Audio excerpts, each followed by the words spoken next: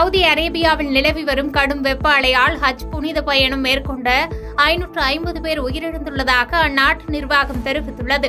முஸ்லிம்களின் 5 கடமைகளில் ஒன்று சவுதி அரேபியாவில் உள்ள புனித மெக்காவுக்கு ஹஜ் யாத்திரை மேற்கொள்வது வழக்கம். இதற்கிடையில் இந்த ஆண்டின் ஹஜ் யாத்திரைக்காக வெளிநாடுகளில் இருந்து 15 லட்சத்துக்கும் மேற்பட்டோர் மெக்காவில் குவிந்தனர். இதனால் மெக்கா நகரம் யாத்ரீகர்களால் நிரம்பி வழிந்தது. இந்நிலையில் சவுதி அரேபியாவில் நிலவி வரும் கடும் வெப்ப அலையால் ஹஜ் புனித பயணம் மேற்கொண்ட 550 பேர் உயிரிழந்துள்ளதாக கூறப்படுகிறது. மேலும் வெப்பத்தால் பாதிக்கப்பட்ட 2000க்கும் மேற்பட்டவர்களுக்கு சிகிச்சை அளிக்கப்பட்டு வருவதாக அந்நாட்டு நிர்வாகம் தெரிவித்துள்ளது. அசாம் மாநிலம் ஹைலகண்டி மாவட்டத்தில் நேற்று இரவு ஏற்பட்ட நிலச்சரிவில் 3 சிறுவர்கள் உட்பட 5 பேர் உயிரிழந்துள்ளதாக அப்பகுதி காவல்துறை தெரிவித்துள்ளது.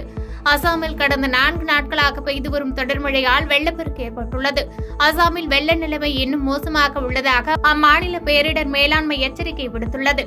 இந்நிலையில் அசாம் மாநிலம் கரீம்கஞ்ச் படர்பூர் பகுதியில் தொடர் மழை காரணமாக நேற்று இரவு ஏற்பட்ட நிலச்சரிவில் 3 சிறுவர்கள் உட்பட 5 பேர் உயிரிழந்துள்ளதாக கரீம்கஞ்ச் காவல்துறை தெரிவித்துள்ளது. பாதகம் செய்பவரை கண்டால் நாம் பயங்கொள்ளலாகாது பாப்பா, மோதி மிதித்து விடு பாப்பா, அவர் முகத்தில் உமிழ்ந்து விடு பாப்பா.